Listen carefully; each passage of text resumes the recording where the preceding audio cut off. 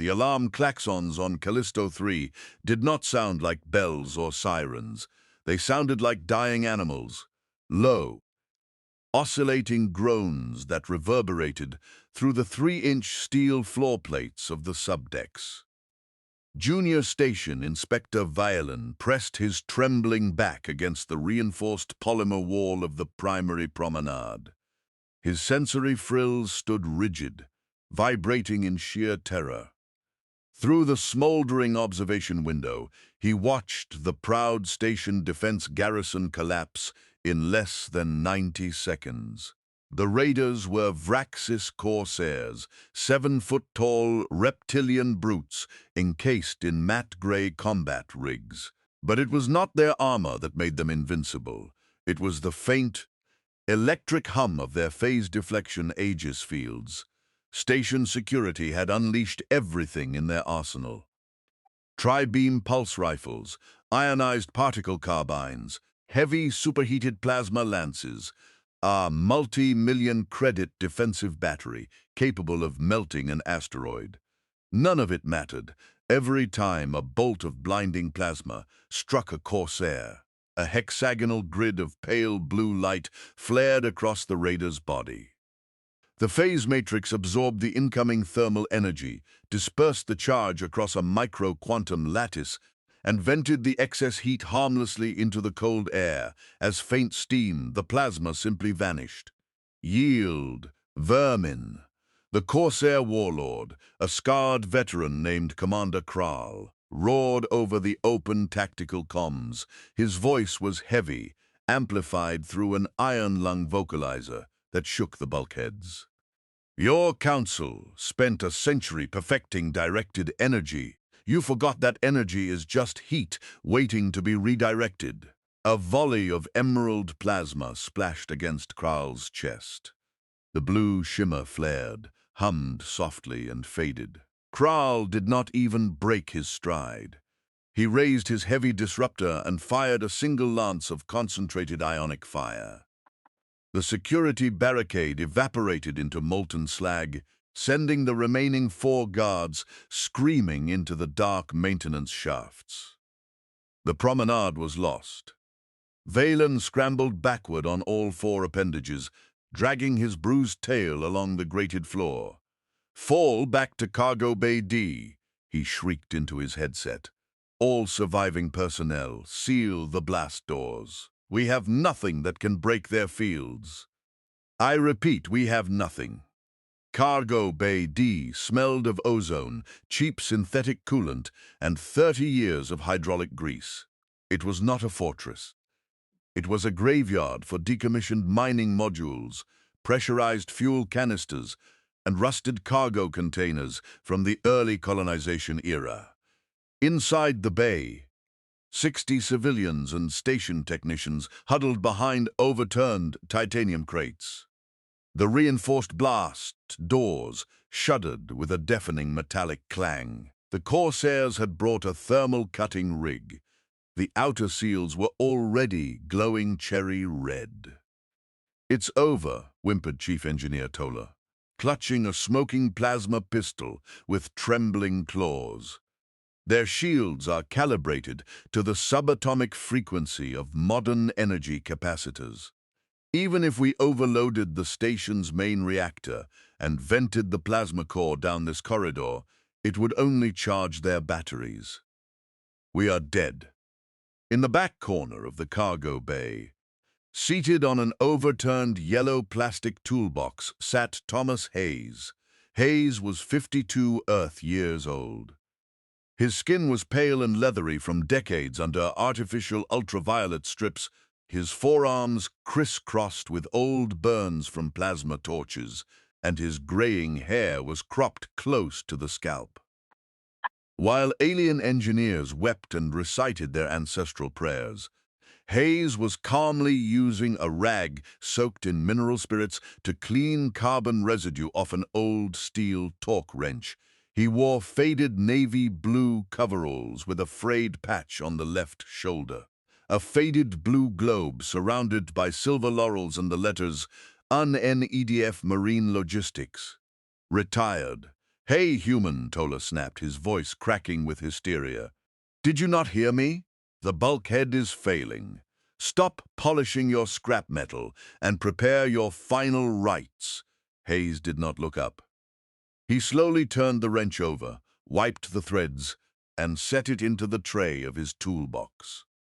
"You guys spend 30 billion credits on light shows," Hayes said softly, his gravelly voice barely carrying over the pounding on the door. "And the moment someone brings a mirror, you surrender." "A mirror?" Tola hissed. "That is an Aegis, phase-deflection matrix. It operates on quantum wave dispersal. It dissolves coherent energy states. Do you understand nothing of modern warfare? Primitive." Hayes stood up. He stretched his back, vertebrae popping in sequence with dry, mechanical clicks. "I understand physics just fine," Hayes muttered. "The problem with you galactic types is you fell in love with light. You forgot about mass." The 5-ton blast doors groaned as the hydraulic pistons sheared off. A shower of white-hot slag cascaded across the threshold. Through the smoke strode Commander Kraal, flanked by 4 heavily armored Corsairs, their personal phase shields pulsing with an arrogant, luminescent blue glow. Kraal's golden slit eyes scanned the terrified crowd. He leveled his heavy plasma cannon at Tola, the barrel glowing with pre-ignited violet fury. "On your knees, soft things," Kraal sneered, his vocalizer buzzing with cruel amusement. "Any creature that surrenders its sector command codes will be granted the mercy of a quick death. The rest of you will work the asteroid mines until your lungs turn to dust." Tola's knees buckled. He dropped his plasma pistol to the floor with a hollow clatter. Hayes, however, did not drop to his knees. Instead, he turned his back on the warlord and walked toward a battered olive-drab container tucked beneath a heavy gantry crane. The container was stamped with a faded serial number and locked with a thick mechanical keyed padlock. No biometrics, no optical scans, no network uplinks. "You, Earth Ape!" one of Kraal's lieutenants barked, raising a particle carbine. "Halt and kneel." Hayes didn't halt. He pulled a heavy brass key from around his neck, inserted it into the padlock, and twisted it. The lock sprang open with a heavy thunk. The Corsair fired. A concentrated bolt of blue particle energy streaked across the bay, striking the steel crane post inches from Hayes's head. The metal hissed and vaporized, splashing superheated flecks across his shoulder. Hayes didn't flinch. He used the cover of the gantry's solid steel support column to reach into the dark crate. When he stepped back out into the open, the station technicians gasped in utter confusion. He was not holding a blaster. He was not holding a high-frequency laser emitter. In his calloused hands rested a massive, long-barreled implement of blued ordnance steel, matte polymer, and heavy mechanical springs. It had no power cell. It had no optical targeting diode. It had a thick tubular magazine slung beneath a dual-ported barrel, and a solid steel pump handle ribbed for grip.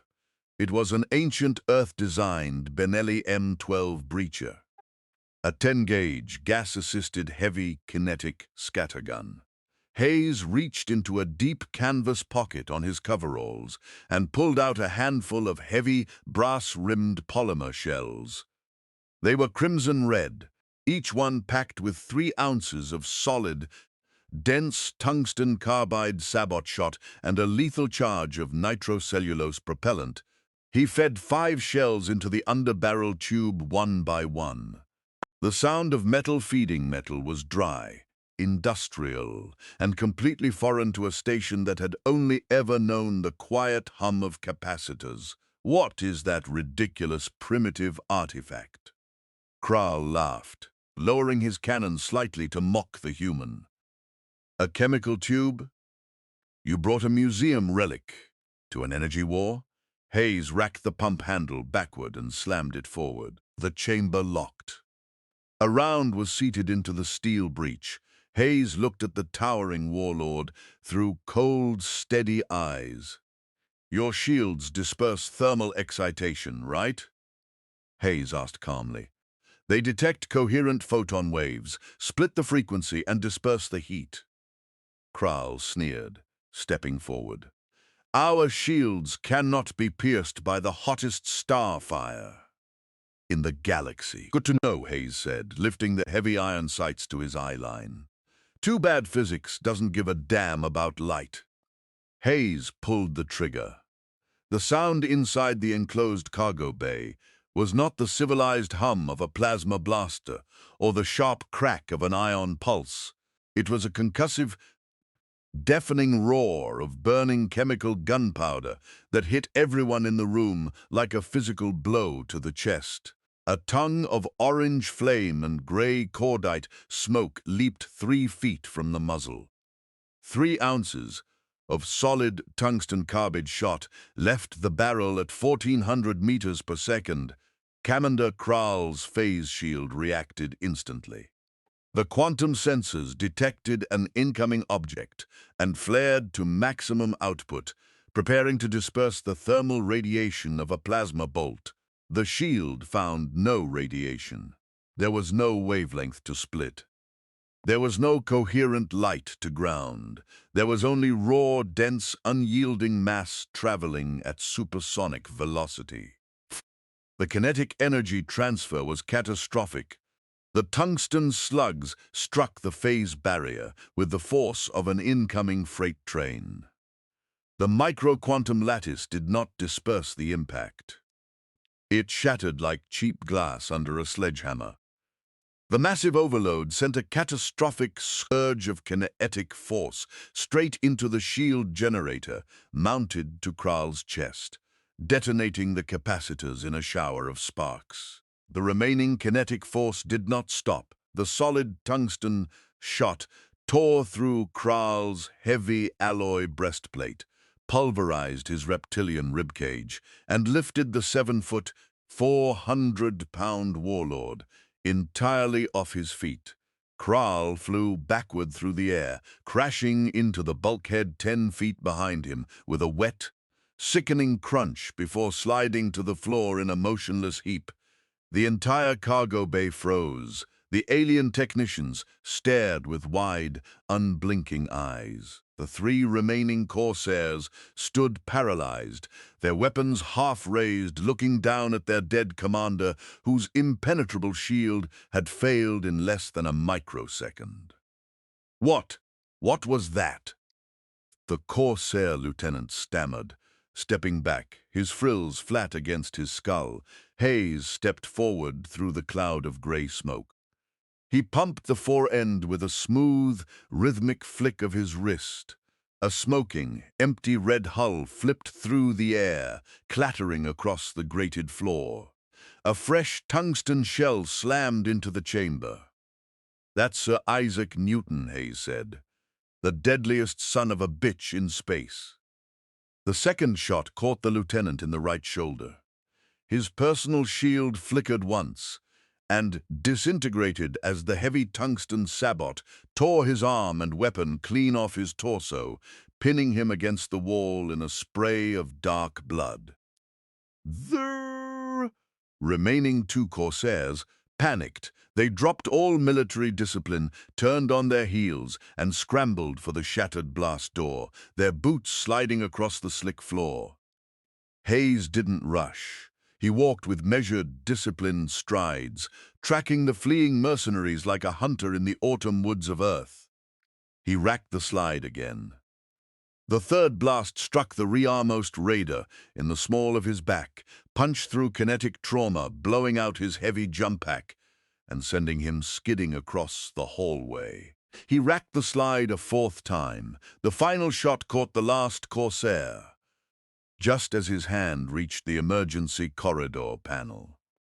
The heavy lead slug punched through the steel door frame and severed the control line, dropping the emergency iron fire gate and crushing the raider beneath 3 tons of dead weight. Inside Cargo Bay D, there was only the hiss of leaking steam, the low groan of structural bulkheads, and the sharp, choking smell of burned nitrocellulose. 60 alien refugees and technicians sat completely immobile, their mouths agape, their breathing shallow. Hayes stood at the threshold of the shattered doorway. The barrel of his shotgun was warm, wisps of white smoke curling from the muzzle. He pressed the release catch on the side of the receiver, racked the slide back halfway to verify the chamber was empty, and lowered the weapon to his hip. He reached down, picked up a spent brass-rimmed casing from the deck, and inspected it before tossing it into his empty pocket. Chief Engineer Tola slowly crawled out from behind his titanium crate. He looked at the mangled, smoking wreckage of the Corsair warlord, then looked at the human in the stained coveralls. You destroyed an Aegis phase matrix," Tola whispered, his voice trembling with an emotion that was half awe and half primal terror. "Without an energy feed, without a frequency modulator. How? What manner of forbidden dark energy was contained in that weapon?" Hayes looked down at the alien engineer. He reached into his canvas pouch, pulled out an unfired 10-gauge shell, and tossed it to Tola. The small alien caught it awkwardly with 2 hands. It was heavy, smooth, and cold. "There's no dark energy in there, Chief," Hayes said, walking back toward his yellow toolbox. "It's sulfur, charcoal, potassium nitrate, and a chunk of hard metal. We figured out how to kill each other with that 600 years before we ever learned to leave our own atmosphere." Tola turned the red plastic cylinder over in his trembling claws, staring at the lead pellets visible through the clear, crimped top. Your species kept these? When directed energy became standard, you did not destroy them." Hayes picked up his rag and wiped a fresh spot of oil from the shotgun's blued steel receiver. "Energy weapons are clean. They're pretty. They look great in fleet parades," Hayes said softly, setting the shotgun gently into the foam-lined black crate. "But when things get ugly in a dark hallway, humans trust 2 things, mass and velocity. Because you can hack a frequency, Chief. You can ground a laser. You can absorb heat." Hayes closed the lid of the black crate. The steel clasps snapped shut with an echo that seemed to seal the fate of the entire station. "But you can't argue with 1,200 grams of lead traveling faster than sound." Hayes picked up his torque wrench, slipped it back into his utility belt, and turned toward the observation deck. "Now, if one of you tech geniuses wants to turn on the atmospheric scrubbers, I'd appreciate it. This smoke is terrible for my sinuses, and we've got a coolant leak on subdeck 3 to fix before shift change." The alien technicians parted like the sea as the old Marine walked past them, whistling a quiet tune into the ringing silence of the station.